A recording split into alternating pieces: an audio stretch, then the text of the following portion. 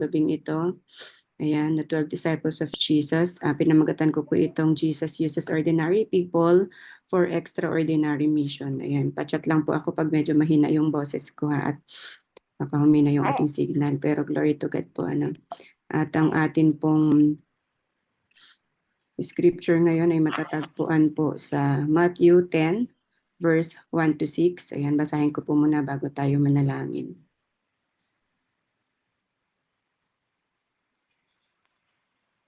Amen. Glory to God.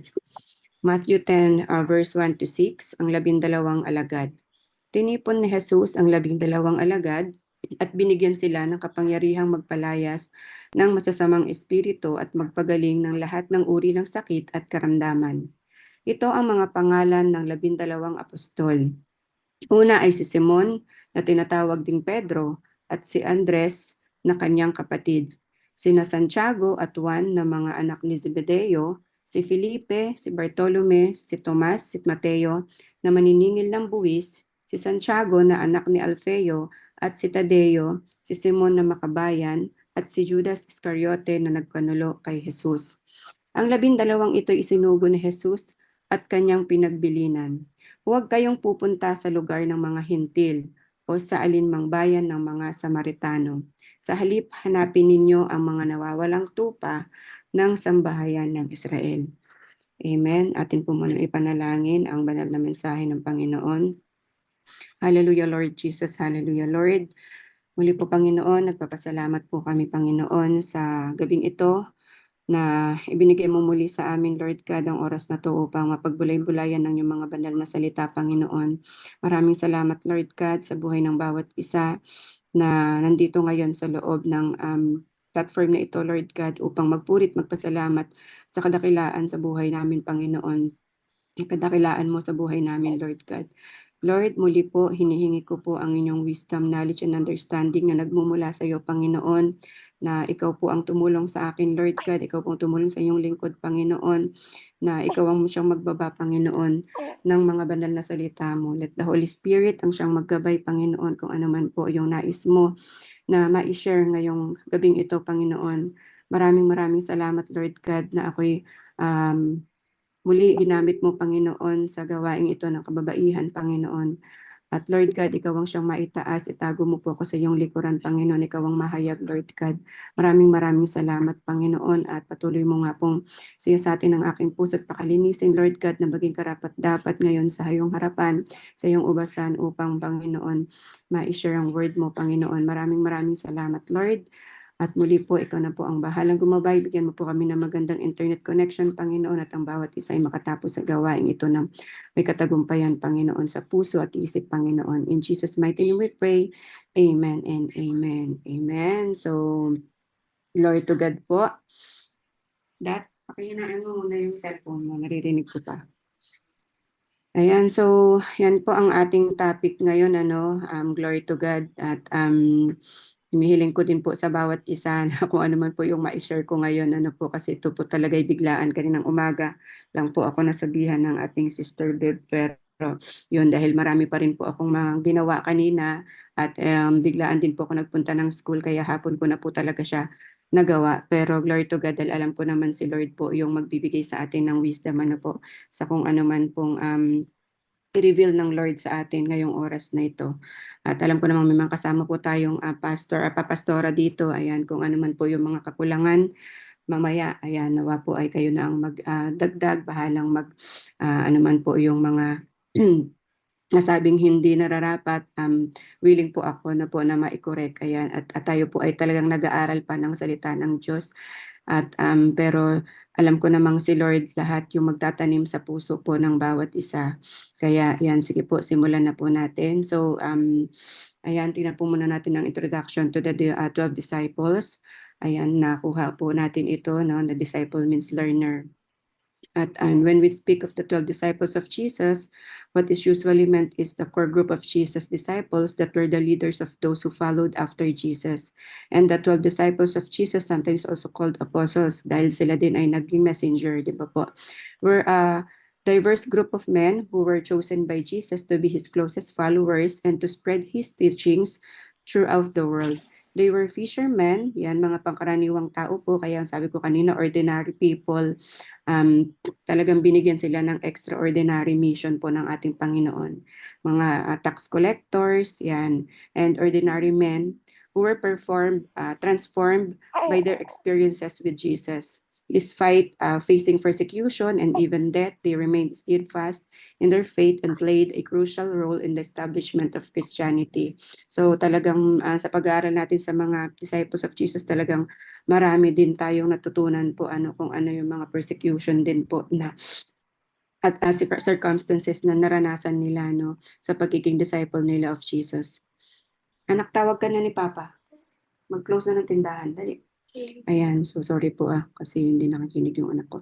So ayan po, tayo ngayon ay ano lang po natin, nag-throwback lang po ako doon sa message nung nakaraan kay Pastora Ami. So, mabalikan lang natin kung ano yung sinabi ng Lord, ni Jesus sa Mateo 6:36, 38. Nang makita niya ang napakaraming tao, nahabag siya sa kanila sapagkat sila'y litong-lito at hindi alam ang gagawin. Parang mga tupang walang pastol. Kaya't sinabi niya sa kanyang mga alagad, napakaraming aanihin, ngunit kakaunti ang mag-aani. Idalangin ninyo sa may-ari ng aanihin na magpadala ng mga mag-aani. So nilagay ko lang po yung picture na maraming tao, po, para ma-feature natin na ganyan karami yung mga tao na kailangan nating ma-share ng gospel, po. Kasi minsan ako based on my life talaga experience po.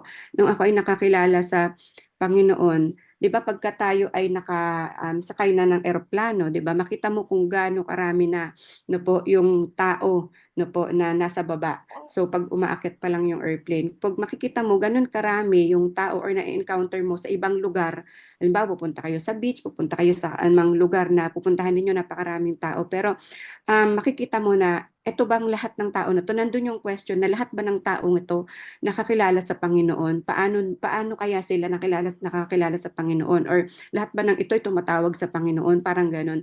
Kaya isa ito sa mga binigay ng Panginoon na ng Diyos na sinabi niya doon sa mga disipulo niya na idalangin ninyo sa may-ari ng anihan na magpadala ng mga mag-aani. Baga sa the Lord harvest, 'di ba? Harvested kung papaano ba kailangan magpadala ng mga tao na mag-share ng gospel, 'di ba? Dahil nga alam na yung word, minsan hindi pa talaga nare-realize ng tao kung ano talaga yung katotohanan, po. Kaya nabalikan ko po siya dahil nga kadugtong nito ng ating topic. So sa Mateo, teka po, nag-skip siya ng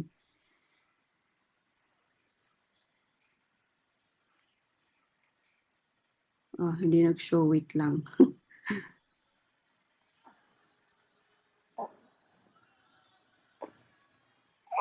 Yun, walang laman.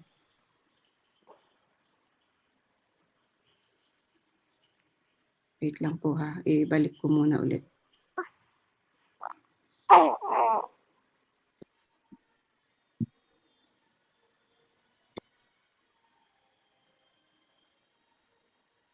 Yan, so dito na tayo. Bakit hindi siya nag-show? Nakikita niyo po ba? Parang walang nag-ano sa akin. Wala po, sis. Walang lumalabas sa akin, no? Wala po. Wala Pero pong nakaan. Ayan. Yan, meron. Bakit hindi nakita ito? Wait lang po Tanggalin ko yung animation na lang. Baka ayaw niyang tanggapin.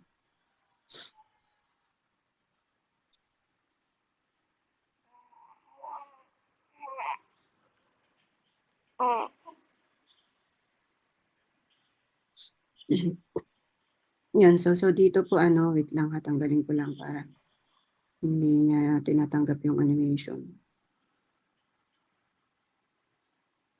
So yan, kita na po.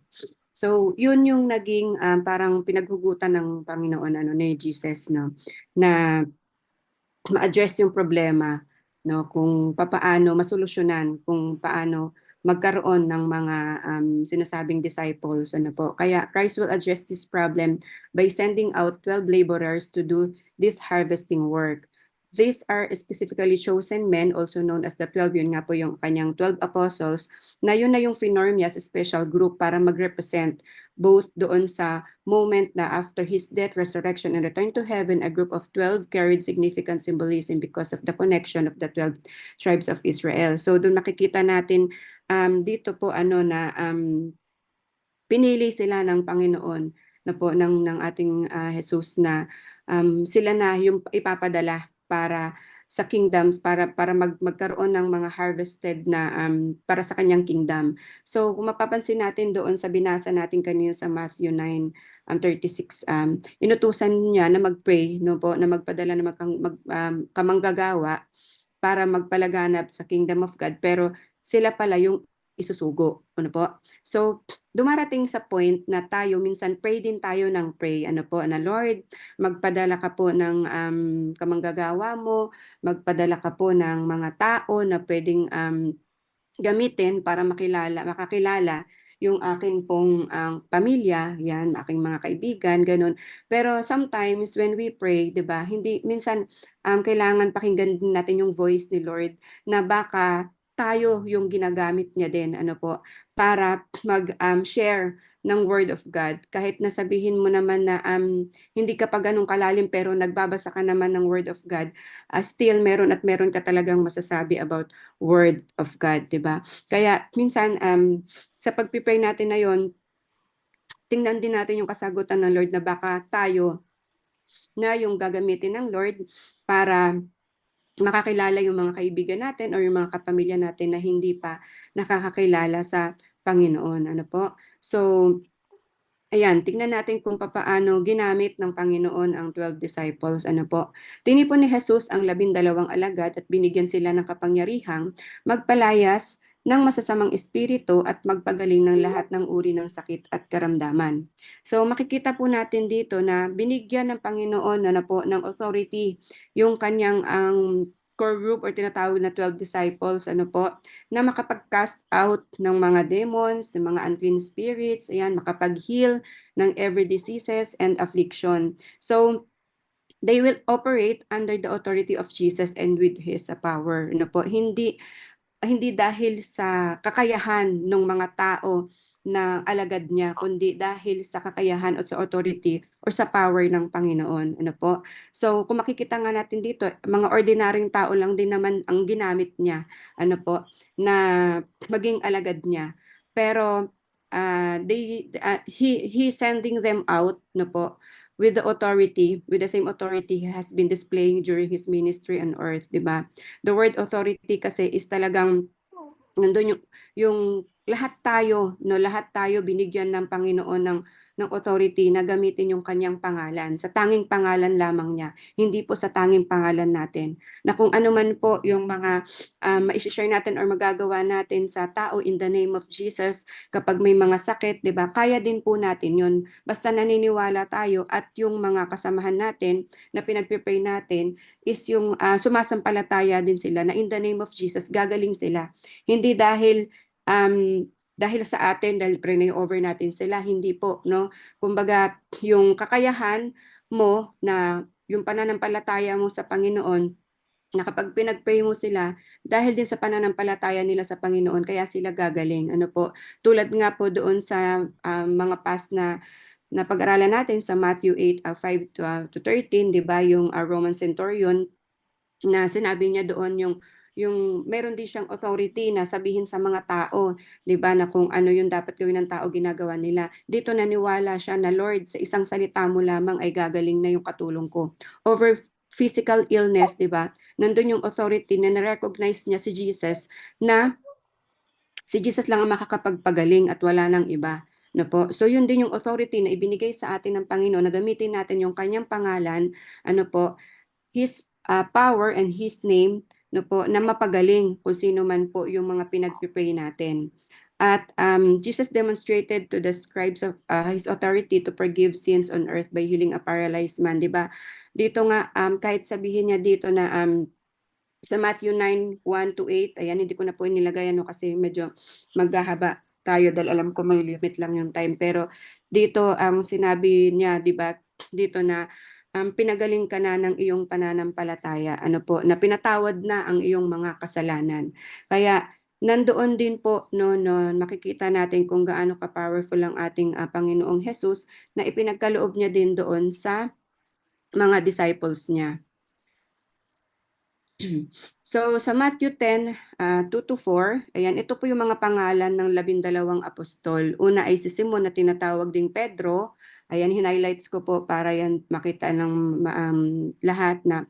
Ayan, si Andres na kanyang kapatid, sina Santiago at Juan na mga anak ni Zebedeo, si Felipe, si Bartolome, si Thomas, si Mateo na maniningil ng buwis, si Santiago na anak ni Alfeo at si Tadeo, si Simon na makabayan at si Judas Iscariote na nagkanulo kay Jesus. So, tignan po natin. Ayan, ayaw na naman niyang lumabas. Kasi naka-animate kasi itong mga to eh. Tanggalin ko lang po Kanina kasi nung piniplay ko siya, nag-okay naman siya.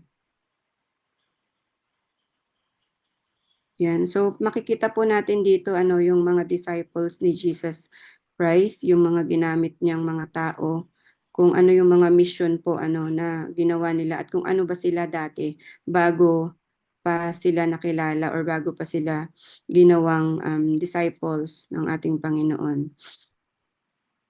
Yan. So,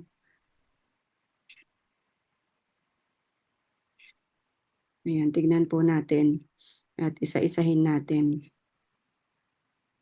Tinanggal ko lang po lahat yung para. So, dito po makikita natin, ayan.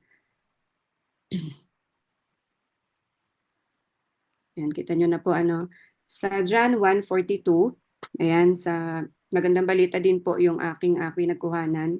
At isinama ni Andres si Simon kay Jesus. Tiningnan ni Jesus si Simon at sinabi sa kanya, "Ikaw ay si Simon na anak ni Juan. Ikaw ay tatawaging Cephas na ang katumbas ay Pedro." Po? At sa Marcos, makikita rin po natin ito sa Marcos 1:17-20. Sinabi ni Jesus sa kanila, "Sumunod kayo sa akin at kayo'y gagawin kong mangingisda ng mga tao." Pagkasabi niya nito'y agad iniwan ng magkapatid ang kanilang mga lambat at sumunod sa kanya. Nagpatuloy siya sa paglalakad at sa di kalayuan ay nakita naman niya ang magkapatid na Santiago at Juan na mga anak ni Zebedeo. Sila'y nasa kanilang bangka at nag-aayos ng mga lambat. Tinawag din sila agad ni Jesus at sila ay sumunod sa kanya. Iniwan nila sa bangka ang kanilang ama nakasama ang kanilang mga upahang manggagawa. Ayan, kung makikita po natin dito sa buhay po ni Andres at ni Andres Simon at Santiago at Juan na hindi sila nag-atubili na sumunod sa Panginoon. Nung sinabi, kasi 'di ba sila ay fisherman, so ibig sabihin nakaka-relate sila kung paano manguha ng mga isda. Pero dito kasi ang tinutukoy na kumbaga naintindihan na unawaan nila na ang tinutukoy ng Panginoon is gagawin silang mangingisda ng mga tao, which is hindi na sila nag-atubili talagang ura-urada talagang sumunod sila sa Panginoon, sa ating Panginoong Jesus. At dito makikita natin na kung tayo ba, kapag tinatawag ng Panginoon at mayroon ba sinasabi ang Panginoon sa atin, tayo ba ay sumusunod kaagad? Katulad ba tayo nila Santiago, Juan, Andres, Simon na talagang kapag kami sinabi ang Panginoon sa atin, susundin ba agad natin?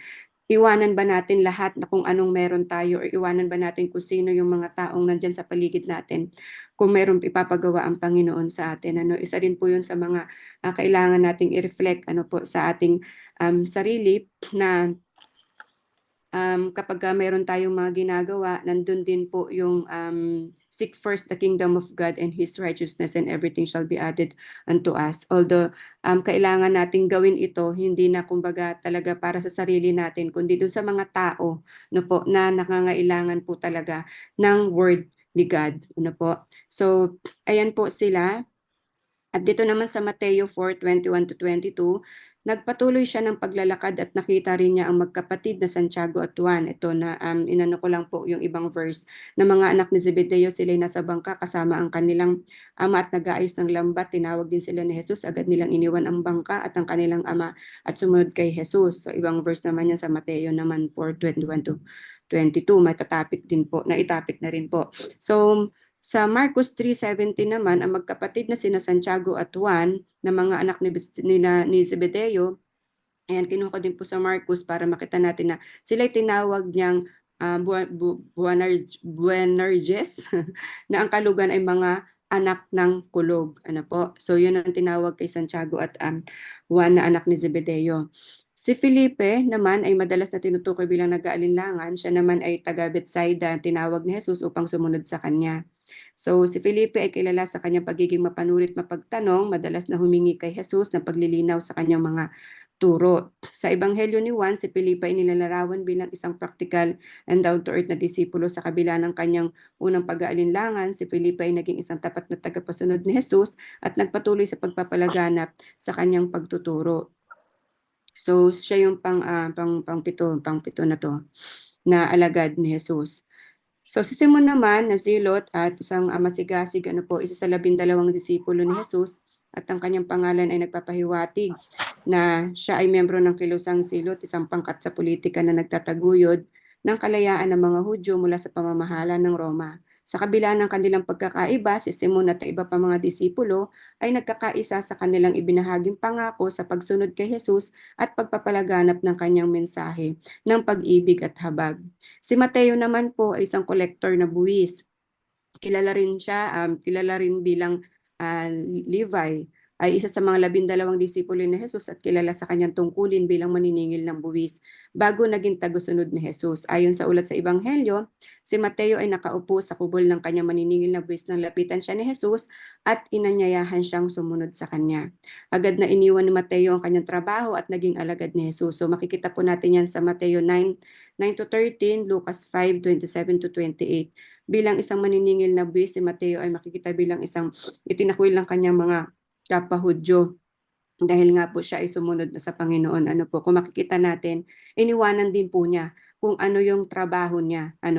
Iniwanan din po niya kung anong trabaho niya para sumunod sa Panginoon. So tayo dumarating din sa point na may mga trabaho din po tayong ginagampanan, at meron din tayong mga ginagawa sa buhay. Pero yun nga po, kailangan ma-realize natin na kung yung business ba na ginagawa natin or trabaho ba na ginagawa natin is makakatulong ba sa ubasan ng Panginoon. Siyempre yung mga income din, di ba, na nakukuha natin doon is tignan din natin kung paano natin magagamit para po sa ikapupuri po ng ating Panginoon. Magbabalik tayo sa Kanya ng kung anong kinikita natin. So, kung makikita natin dito, si Mateo ay talagang katulad ng mga fishermen na talagang sumunod din siya sa Panginoong Jesus. Si Bartolomeo naman, isa sa mga 12 na apostol din ni Jesus na binanggit sa mga listahan ng Ebanghelyo ng bagong tipan ng mga disipulo. Sa Mateo 10:2-4 naman, makikita natin yan, Marcos 3:14-6, and Lucas 6:13-16 at Gawa 1-13. So makikita naman po natin yan sa mga Bible natin. Si Bartolomeo ay pinaniniwalaan na ang parehong tao bilang Nathaniel na lumitaw sa Ebanghelyo ni Juan, ang kanyang pangalan ay nangangahulugang anak ni Talmay, isang sinaunang pangalang Hebreo. Ayan, pinapakita ko po muna sa inyo na po yung mga kung sino-sino yung mga disciples para patuloy po natin sila na makilala na po kung sino sila. At si Judas Tadeo naman, isa sa 12 apostol ni Jesus na malapit na kamag-anak naman ni Jesus. Kilala rin siya bilang si Judas na anak ni James, Lebbeus at Jude ni James. He traveled throughout the region preaching the gospel of Jesus to Jews and converting many people to Christianity. So dito naman si Thomas naman sa 1:24-29, makikita naman natin na si Tomas, na isa sa 12 alagad, ay tinatawag na kambal, hindi nila siya kasama nang dumating si Jesus. Sinabi nga ng ibang mga alagad sa kanya, nakita namin ang Panginoon. Sinabi niya sa kanila, malibang makita ko ang tanda ng mga pako sa kanyang mga kamay, at mailagay ko ang aking mga daliri, roon ay maipasok ko ang aking kamay sa kanyang tagiliran, kailanmay ay hindi ako maniniwala. Makalipas ng 8 araw, ang mga alagad na nasa loob muli ng bahay at kasama nila si Tomas. Kahit na nakapinid ang mga pinto, dumating si Jesus at tumayo sa gitna nila. At sinabi niya, "Kapayapaan ang sumainyo." Pagkatapos noon, sinabi niya kay Tomas, "Ilagay mo ang iyong daliri rito at tignan mo ang aking mga kamay. Iabot mo ang iyong kamay rito at ipasok sa aking tagiliran. Huwag ka nang mag-alinlangan, kundi sumampalataya ka." Sumagot si Tomas at sinabi sa kanya, "Aking Panginoon at aking Diyos." Yan, sa buhay naman po ni Thomas, makikita natin ano po, na nag-alinlangan siya kung siya ba talaga si Jesus na pinako sa krus. Hindi siya naniniwala ano po, na siya ay nabuhay muli. Pero dahil nga pinakita sa kanya ng Panginoon ano po, na ikaw ay wag na mag-alinlangan at sumampalataya ka na sa akin. Kumbaga na ito na yung proof no po. Tayo po sa buhay natin, minsan nagkailangan pa ba nating maghanap ng proof no po, na um, kung totoo ba ang Panginoon, 'di ba? May mga tao po tayong nakakausap na gano'n, pero siyempre as tayo as mature Christian ano po, kailangan natin talagang i-apply sa sarili natin na we walk by faith and not by sight, ano po, na talagang ang Panginoon ay nandiyan para sa atin, maniwala tayo kasi ang iba kasi to believe is to see is to believe. Laging gano'n yung mga nangyayari ano po. Kung um, meron tayong mga hinihiling sa Panginoon, ano po, minsan hindi mo na re-receive kasi hindi ka naniniwala, 'di ba? Kumbaga yung pananampalataya mo maliit. Pero if you believe, kahit ano yung mga hingiin mo sa Panginoon, kung nararapat naman para sa iyo at kung kalooban naman ng Panginoon para sa iyo, why not na hindi niya ibibigay, 'di ba po? So, pinakita lang dito na tayo ay manampalataya sa Panginoon, wag tayong mag-alinlangan sa kung ano man po yung mga challenges, ano man po yung mga circumstances, anong mang dumating sa buhay natin, ano po. Maniwala tayo na kung ano man po yung mga pinagpipray natin sa Panginoon, basta naniniwala at nananampalataya ka sa kalooban ng Panginoon, ipagkakaloob niya po ito. At si Judas naman, siya yung nagkanulon at nagbigay sa kanila ng tanda na nagsasabi. Makikita natin sa Mark 14:44 to 45 na po, na sino man ang halikan niya daw, ayun dadakpin ng mga huhuli sa Panginoon, ano po, sa kay Jesus. Dalhing palayo at bantayang mabuti. Pagdating ni Judas, agad siyang lumapit kay Jesus. Sinabi niya, "Guro, guro," at mataimtim niyang hinalikan si Jesus. So isa sa mga nagbetray sa Lord, na makikita naman natin dito, hindi ko pala nailagay pa. Pero isa sa mga nagbetray sa kanya na siya ay after the betrayal, 'di ba? Siya ay nagpakamatay kasi hindi niya matanggap no kung ano yung nagawa niyang betrayal sa Panginoon, at ang pumalit naman sa kanya si Saint Matthias. Si Matthias naman ang pumalit sa kanya sa nung siya ay namatay. So, ayan, nakilala natin yung ating mga 12 ang 12 disciples of the Lord, ano po, ang at ang ng Diyos ni Jesus nung siya pa ay nandito sa lupa, at ang 12 ito na po ay sinugo ni Jesus at kanyang pinagbilinan. Yan, huwag kayong pupunta sa lugar ng mga hintil o sa alinmang bayan ng mga Samaritano. Sa halip, hanapin ninyo ang mga nawawalang tupa ng sambahayan ng Israel. Yan. So ako ilang beses ko po itong pinagnilay-nilayan talaga, tinanong ko talaga ang Lord kung bakit, ano po. Pero ibinigay niya sa atin itong Marcos 6:7 to 13. Ayan. Tinawag niya ang 12 at sinugo sila ng dala-dalawa. So, inisa-isa natin, di ba kanina, yung 12 disciples. So, ito yung ginawa niya doon sa 12. Sinugo niya ng dala-dalawa. Sila ay binigyan niya ng kapangyarihang magpalayas ng masasamang espiritu at pinagbili ng, "Sa inyong paglalakbay, huwag kayong magdala ng anuman. Maliban sa tungkod, huwag kayong magdala ng pagkain, ng balutan, o ng pera. Magsuot kayo ng sandalyas, ngunit huwag kayong magdala ng bihisan." Sinabi rin niya sa kanila, "Kapag kayo ay pinatuloy sa isang bahay, manatili kayo roon hanggang sa inyong pag-alis sa bayang iyon.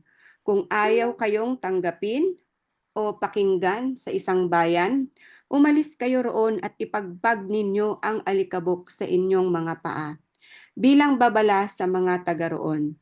Humayo nga ang 12 at nangaral na ang mga tao ay dapat magsisi at tumalikod sa kanilang mga kasalanan. Pinalayas nila ang mga demonyo mula sa mga sinasapian ng mga ito, pinahiran nila ng langis ang maraming may sakit at pinagaling ang mga ito. So makikita po natin dito no sa pagsugo niya doon sa 12, binigyan niya ng kapangyarihan na magpalayas ng masamang espiritu at pinagbilinan niya na sa paglalakbay nila wag magdala ng kahit na anuman. Ano po? So tayo po sa buhay natin kapag tayo ay nagpi-preach ng gospel ng Lord, 'di ba? Minsan nagwo-worry tayo kasi 'di ba? Minsan wala tayong pamasahe, minsan ano ba yung kakainin natin, 'di ba? Ano ba yung mga dapat nating bitbitin, 'di ba?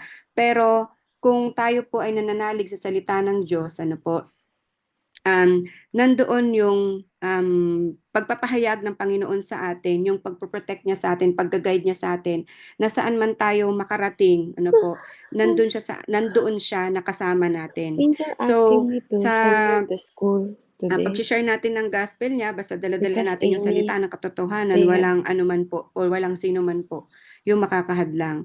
Ang sabi niya nga dito, kung patuloyin kayo sa isang bahay, manatili kayo roon hanggang sa inyong pag-alis sa bayang yon. Kung ayaw kayong tanggapin naman, I ito tell naman her, po, I no? also- Kung I ayaw also kayong tell her I have tanggapin o appointment with the pakinggan sa doctor. isang bayan, umalis kayo roon at ipagpag ninyo ang alikabok sa inyong mga paa bilang babala sa mga And taga in the roon. bus. Kasi 'di ba, kapag tayo ay I tell her nag-share you can ng go word to of the God, bus. pumunta tayo sa isang lugar, hindi naman kasi lahat, 'di ba? Meron pagkakataon na kahit anong pag-share mo, kahit ano yung sabihin mo, may mga tao pa ring nega, 'di ba?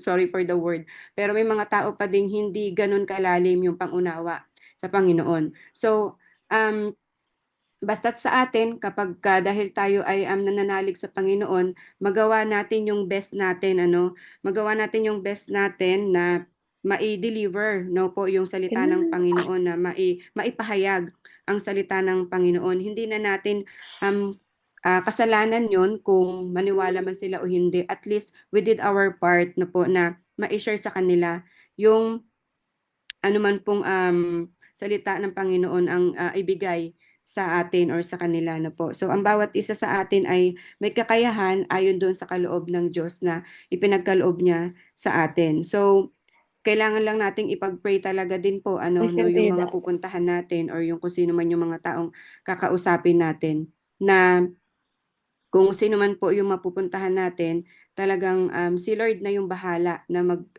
magtatak sa puso ng bawat isa po.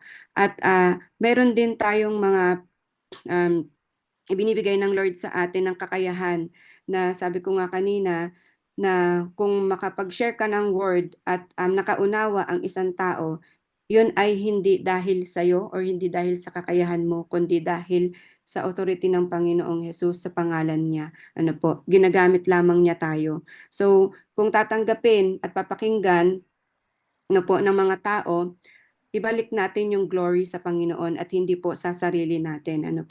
Pero kapag ngayon nga ay hindi tayo pinakinggan, ayun ay ipag-pray natin sa Panginoon na siya na ang bahala. At least ginawa po natin yung part natin na ma-share sa kanila kung ano man yung nais na i-share ng Panginoon na word para sa kanila. Kaya dito po makikita natin na nagkahiwa-hiwalay ang mga mananampalataya sa iba't ibang lugar, ngunit saan man sila makarating ay pinapangaral nila ang salita ng Panginoon. So, babalikan natin yung doon sa sinabi kanina po sa verse 5 and 6 po, na kung kung mag-share sila ng word. Ayan, mag-share sila sa word. Huwag kayong pupunta sa lugar ng mga hintil o sa aliman bayan ng Samaritano. Sa halip, hanapin ninyo ang mga nawawalang tupa at sambahayan ng Israel. So, dito po pinakita ng Panginoon na minsan kasi 'di ba may mga tao talaga nga na mahirap kausap. So siguro kung halimbawa bago pa lang yung mga disciple niya or mga tinitrain pa lang na mag-preach ng word, doon ka muna doon sa taong alam mong positive or alam mo doon sa mga tao na medyo nakakaunawa ng word, ano po, para hindi sila mahirapan. Pero pag dumating yung time na halimbawa dumating na yung mga challenges, mga circumstances, ano po, na ipakita sa kanila kung ano talaga yung totoong challenges sa pagiging disciple, ano, marami talagang mga circumstances yan. Pero sinabi naman ng Panginoon na hindi naman lahat ano po ng umaayaw sa word ng God ay hindi niya na mahal. Kumbaga, dapat nga kung halimbawa yung word natin, yung word of God, I mean, mas i-deliver natin or mas i-share natin doon sa mga tao no na nangangailangan nito na hindi pa nakakaalam. So ito nga sa Marcos 8:34 to 38, pinalapit ni Jesus ang mga tao at ang kanyang mga alagad at sinabi sa kanila, ang sinumang nagnanais sumunod sa akin ay dapat itakwil ang kanyang sarili, pasanin ang kanyang krus at sumunod sa akin.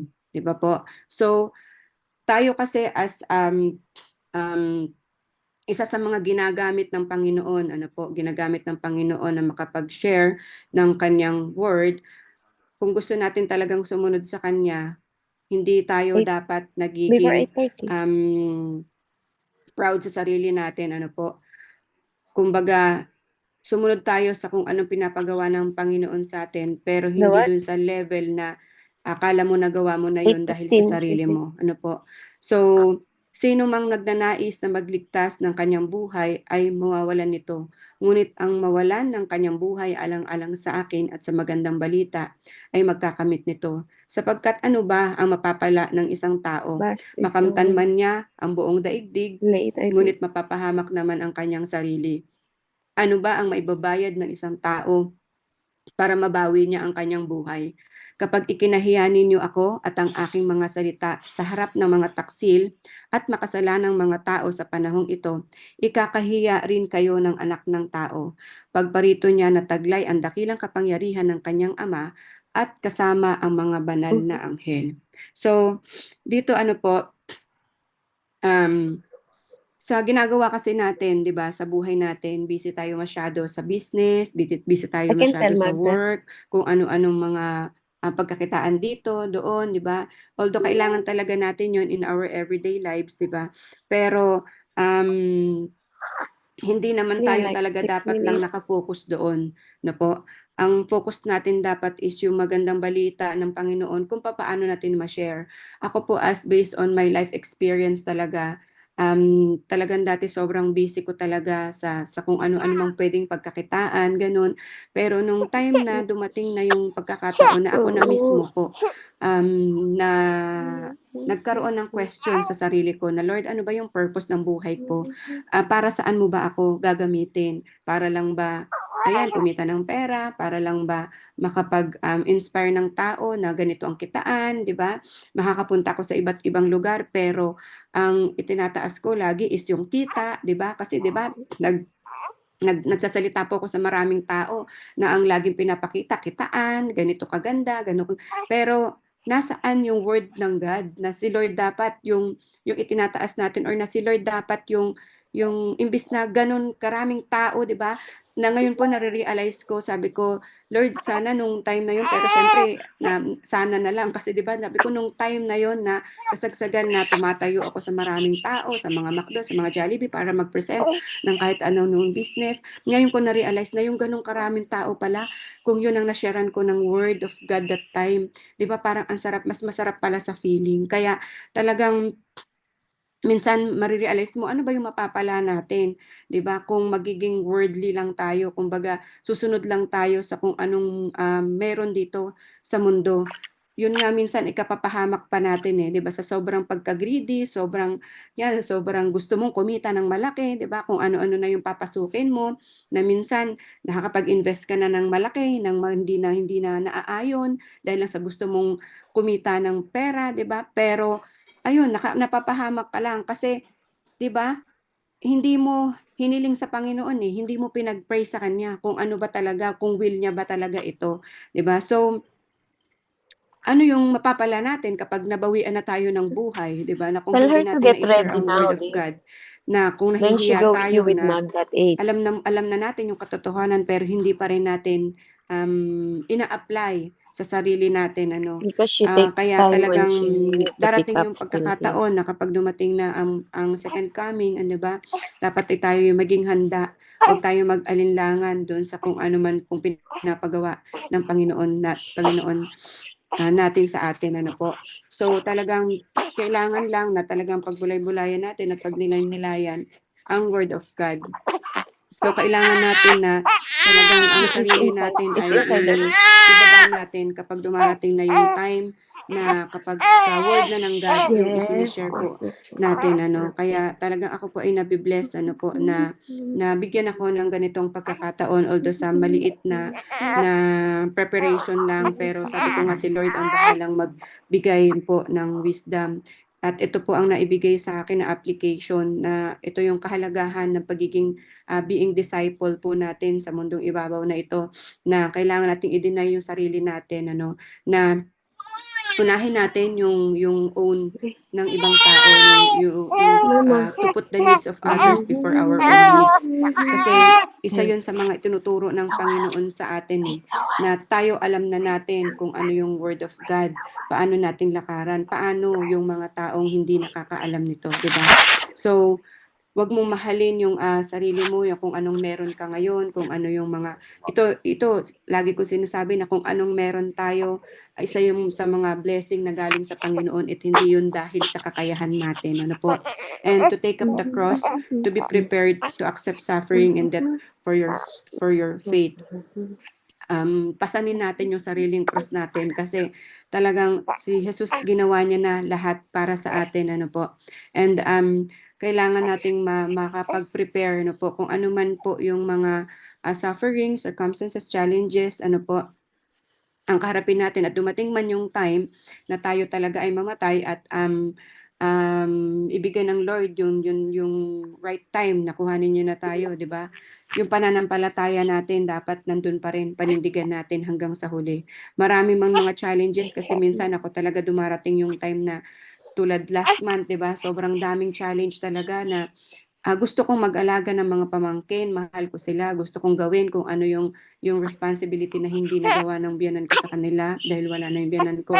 Gusto kong i-embrace lahat kung ano, pero nandun yung discernment, nandoon yung conviction na, Lord, huwag mong hayaan na ito yung maging dahilan para hindi ko magawa yung tungkulin ko para sa'yo, lalo na sa online, kasi 'di ba, alos everyday meron tayo, tapos Saturday, Sunday ko dito sa bahay. Talagang hindi ko alam kung paano ko talaga gagawin, pero maraming salamat po sa Panginoon, kasi talagang siya yung nagbigay talaga sa akin ng kalakasan na ang daming may sakit, 'di ba, sa lahat ng membro ng walang nagiging problema sa sariling kong pamilya, pero yung paligid mo doon marami, kaya talagang ako ba yung magsa-sacrifice lahat, Lord, parang ganun. Pero glory to God, kasi pinag-aalize ng Lord sa akin na kaya nga kita binigyan ng blessing, kaya nga kita binigyan ng provision, kaya kita binigyan ng kung anong meron ka ngayon para maging blessing sa iba, at kung ano yung kakayahan na meron ka, dahil yun ibinigay ko sa iyo para magamit mo sa iba. Kaya talagang wag nating kalimutan, ano po, na lahat na kung anong meron tayo talagang sa Panginoon po talaga ng galing. Jesus, accepting Jesus as Lord and accepting His lifestyle, maging Christ-like po tayo, na kung ano man po yung mga pinapagawa ng Panginoon sa atin, tanggapin po natin. Kasi minsan, alam mo, meron ng dinidiscern sa'yo, pero hindi mo pa rin ginagawa, 'di ba? Nandoon pa rin yung hindi mo pa rin siya sinusunod. Kaya importante po talaga na kapag talagang nagkakaroon tayo ng quiet time kay Jesus, kay Lord, 'di ba? Na talagang sundin po natin kung ano yung gusto niya para maging mabuti tayong disipulo sa kanya, ano po. And kahit tayo po, ito isa sa mga natutunan ko dito talaga, na kahit tayo ay mga ordinaryong tao lang, 'di ba? Pwede tayong magamit sa ubasan ng Panginoon to win more souls at ipalaganap yung kanyang banal na salita. Merong pwede ka namang mag-preach, pwede kang mag-teach, no po. pwede ka mag-share ng Word of God kahit na hindi ka nakatapos ng high school, ng elementary, ng college, di ba? Dahil mas mayaman pa nga yung taong may alam sa Word ng God kaysa doon sa nakatapos ka nga, professional ka, doctorate, 'di ba? May mga level pa ng kung anong hindi na nakontento, 'di ba? Nagmamasteral, pero namamaster ba? Ang tanong doon namamaster ba yung Word of God? Kasi ako para sa akin ngayon mas importante na talaga na mag-aral tayo sa Word of God kaysa sa makapagtapos ako ng college. Yun ang iniisip ko. Sabi ko kung ako'y mag-aaral uli, sabi ko if will ni God kahit anong edad, word na lang ni God ang pag-aaralan ko, hindi na ako para magtapos pa, para saan pa, di ba? Although, syempre sa mga anak natin, kailangan yun kasi may mga dreams sila, pero may mga dreams din tayo para sa kanila. Pero sa age natin ngayon, iniisip ko kung yung time na yun na nasabi ng mister ko na mag-aral ka ulit, ganun, kasi nga ka second year college nga lang. Pero sabi ko, para saan pa? Okay naman ang buhay natin, binigay naman na ni Lord yung pangangailangan natin. Ano pa yung purpose ng buhay ko at sa ganitong age ko, 'di ba?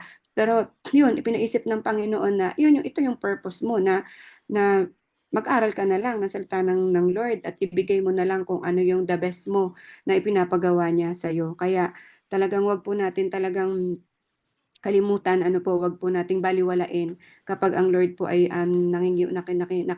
kumakausap sa atin na yung kingdom niya, let the kingdom of God come to our house, to our family, to our friends, marami pa po tayo talagang mga challenges na kakaharapin, mga circumstances kung papaano tayo makapag-share ng Word of God. Pero ang pinaka-importante is talagang kung ano yung pinaniniwalaan natin, mag-still tayo, mag-stand tayo sa faith na meron tayo na po at panindigan natin at maging willing po tayo na magpagamit sa Panginoon dahil ang Lord kiniit tayo ang bawat isa. Tayo ay super blessed na dahil nakilala natin siya sa buhay natin. Ako nga, dahil sabi ko nga, parang 30 years old na ako nung nakilala ko pa ng totally talagang ganong kalalim ang Lord. Pero nagpapasalamat pa rin po ako kasi talagang super thankful ako na lahat ng mga achievement na meron ako ngayon. Isa sa mga achievement talaga, na tinitignan namin mag-asawa, lalo na po sa relasyon namin na po.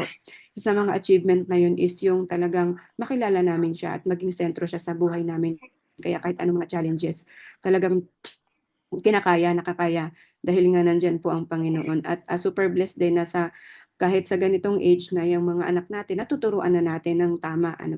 And at their young age, nagdi-disciple na rin sila, lalo yung bunso ko. Siya talaga po yung nag-i-invite every Saturday dito. Kapag talagang nag-aano na kami ng time o sino yung a-attend, siya talaga po yung nagbabahay-bahay, pinupuntahan niya lahat, yung mga kalaro niya, yung mga uma-attend dito, pinupuntahan niya na nag-i-invite talaga siya na umattend kayo sa bahay, ganun. Kaya talagang sabi ko, Lord, napakabuti mo po sa buhay naming mag-iina, sa aming pamilya.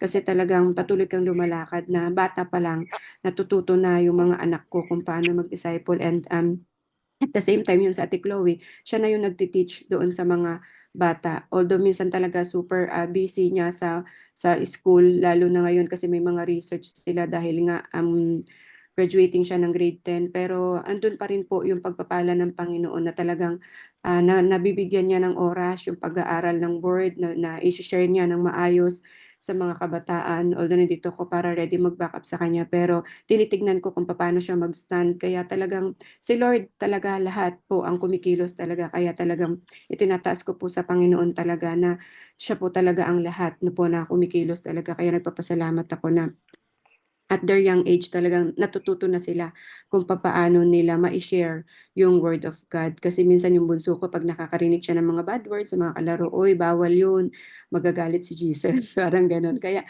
talagang glory to God, no po. Kaya ito po sa aking conclusion, ayan. At dito po tayo magtatapos sa Marcos 1:17 na kung saan sinabi ng Lord, pa po, sinabi sa kanila, na Jesus sa kanila, sumunod kayo sa akin at kayo gagawin kong mangingisda ng mga tao. And sa New King James Version naman, then Jesus said to them, follow me and I will make you become fishers of men. Kaya glory to God po at tayo po ay magpatuloy na po na sundin kung ano man po ang kalooban ng Panginoon sa atin para ma-share po natin ang ang word niya at patuloy tayong gamitin ng Lord na mapalago po kung ano man po yung mga ipagkatiwala niyang ministry sa atin sa ating pagdi-disciple. Ano po, kaya maraming salamat po sa Panginoon and all glory be to God. Diyan po nagtatapos ang ating I hope mayroon po kayo natutunan. So ipag-pray po natin ano po ang mensahe ng Lord sa atin ngayong gabing ito. Hallelujah Lord Jesus, hallelujah Lord. Muli po Panginoon, ako po'y nagpapasalamat Panginoon sa patuloy na pagbibigay mo, Panginoon, sa akin ng wisdom, knowledge, and understanding sa word mo, Panginoon. Maraming salamat, Lord God, na ikaw po ang nanguna sa gabing ito, Panginoon. Ano man po ang mga kakulangan, Panginoon, na hindi ko nabanggit, ikaw na po ang bahala, Lord God, na magtimo sa puso at isip ng mga kapatid kong ito, Panginoon. Maraming salamat, Lord God, na patuloy mo pong ginagamit ang buhay ng bawat isa, Panginoon, upang ma-share pa ang gospel mo, Panginoon, at makapag-win pa kami ng soul. Mas marami pang tao, Panginoon, ang makuha, Panginoon, na maniwala sa iyo, Lord God. Maraming salamat, Lord God, na patuloy mo kaming ginagamit sa iyong ubasan at patuloy mo kaming patatagin, Panginoon, anuman pong mga challenges ang kaharapin namin sa pag-share ng word mo, Panginoon, sa mga nag-evangelize, Lord God. In the name of Jesus, in the power of the Holy Spirit, ikaw po ang siya mangunguna at magbibigay ng kalakasan sa bawat isa. Maraming salamat, Lord. All the glory, Panginoon, ay binabalik ko po sa iyo sa tanging pangalan ng iyong anak na si Jesus. Amen and amen. Glory to God po at maraming salamat po sa Panginoon. Amen po. Amen. Maraming salamat, sis Annalyn. Ayan po. Maraming salamat po sa iyong pagpapahayag at pagbigay ng mensahe. Napakabuti po ng Panginoon na sa binigay po na biyaya sa iyo na maibahagi po ang salita ng Panginoon na mas malinaw po. Ayan po. Magdadako po tayo sa mga insight po. Ayan. Bago po ako magtawag, ako muna po ang mag-i-insight sa akin po.